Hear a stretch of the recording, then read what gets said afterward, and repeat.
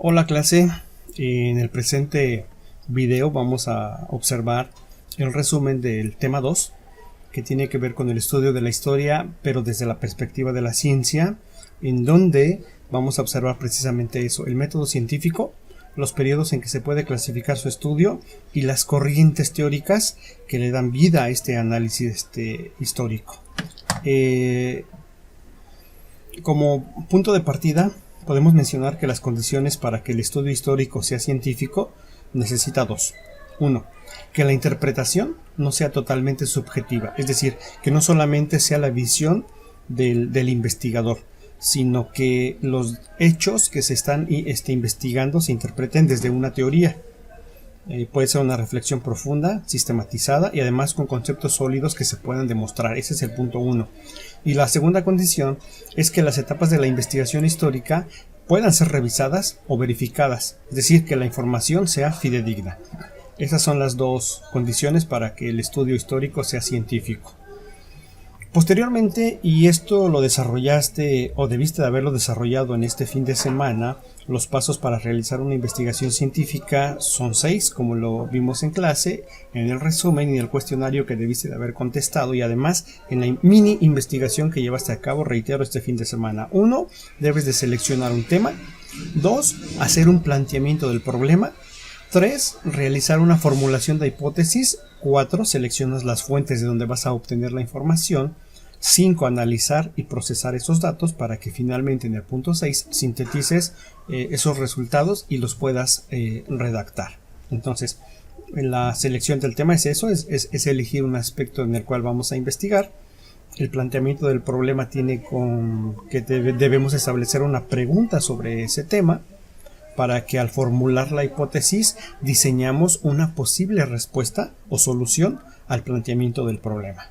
En el punto 4, que es la selección de las fuentes, es buscar de dónde vamos a obtener información para realizar nuestra investigación.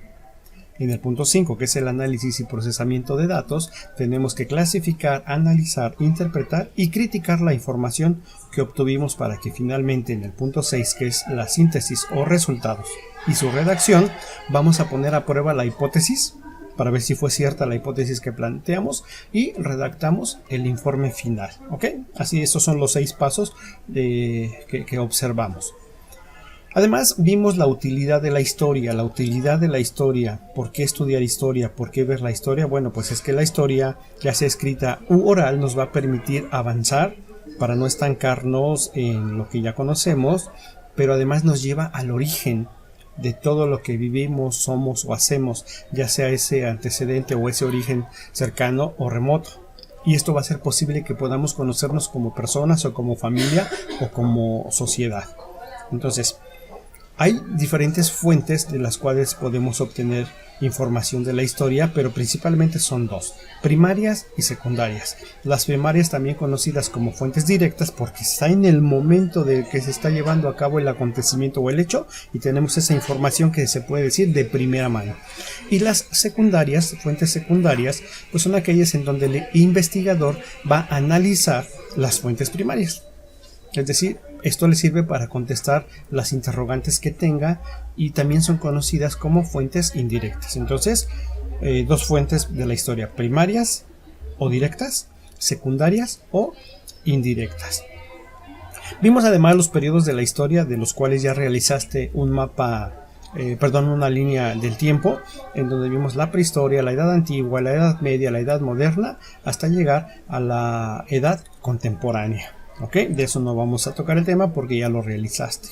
Lo que sí es importante entender que la división para el estudio de la historia se puede dividir en universal, en nacional y en regional.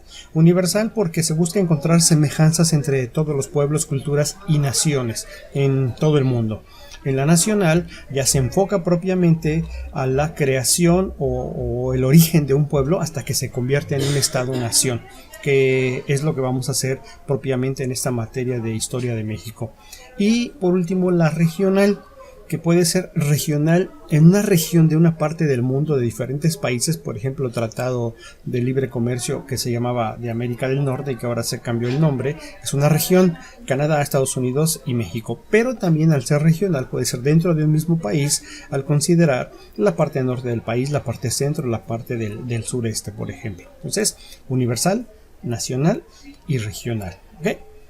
En lo que sí necesitamos profundizar un poquito para que te quede claro, porque quizá pueda venir en tu examen no rápido, pero sí en el parcial, son las 4 formas de hacer historia desde la perspectiva de 4 teorías: el positivismo, el historicismo, el marxismo y la escuela de los anales. Entonces, el primero, que tiene que ver con el positivismo, pues su representante máximo es Auguste Comte, y el cual mencionaba que en esta teoría nada debe de darse por hecho ni hacerse suposiciones y que todo debe de ser comprobado.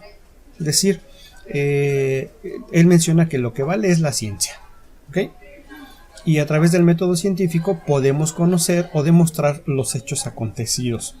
Y un ejemplo que pone aquí en el positivismo menciona que en el siglo XVIII, en la Nueva España, un hombre que asesina es juzgado y sentenciado por ese hecho que cometió, el homicidio. Pero el historiador investiga cómo se desarrolló el juicio y si hay manera de comprobar el homicidio. Concluye el historiador que en todas las sociedades existen reglas para castigar a los culpables, desde la perspectiva del positivismo. Ahora, desde la perspectiva del historicismo, aparece como un pensamiento más humano al considerar la totalidad del hecho. No solamente qué ocurrió, sino por qué ocurrió. Esto tiene que ver con el historicismo. Entonces, el ejemplo de este mismo homicida es que el historiador ahora va a investigar quién era ese personaje, quién es el que cometió el homicidio, pero además, por qué se vio orillado a delinquir, cómo vivía.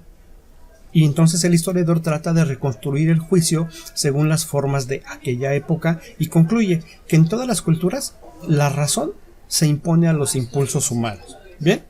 Entonces, la tercera teoría, que es el marxismo, y que su representante máximo es Karl Marx, de ahí viene el marxismo, de su apellido, de Carlos Marx, pues él menciona o la entiende como el marxismo entiende la historia como una lucha constante entre clases. El gobierno contra el grupo de producción, es decir, patrón contra obrero.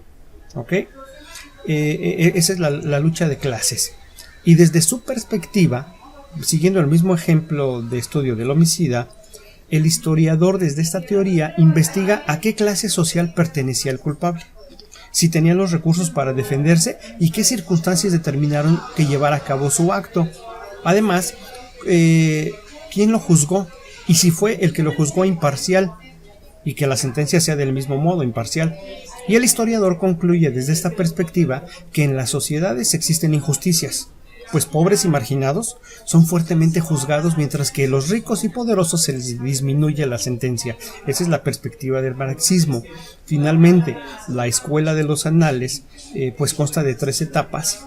En la primera etapa se señala una continuidad del presente y pasado, hay una relación e incluye todas las disciplinas que pudieran aportar conocimiento sobre el pasado. Busca obtener información más completa. En la segunda etapa, la segunda fase, considera como objeto de la historia también ya a la geografía y afirma que la historia está en constante movimiento. Finalmente, en el tercer periodo, que podría ser una culminación, y su representante máximo, Michel Foucault, centra la historia en las mujeres y hombres cotidianos y se enfoca en el hombre común y en su mentalidad de este hombre. Entonces, el ejemplo del mismo homicida, desde la perspectiva de la escuela de los anales, respecto de este homicida, el historiador investiga qué mentalidad tenían los que juzgaban al culpable. Ahora ya no solo al culpable, sino a los que lo están juzgando. Si lo bueno y malo de antes ha cambiado y cómo era la vida cotidiana del momento.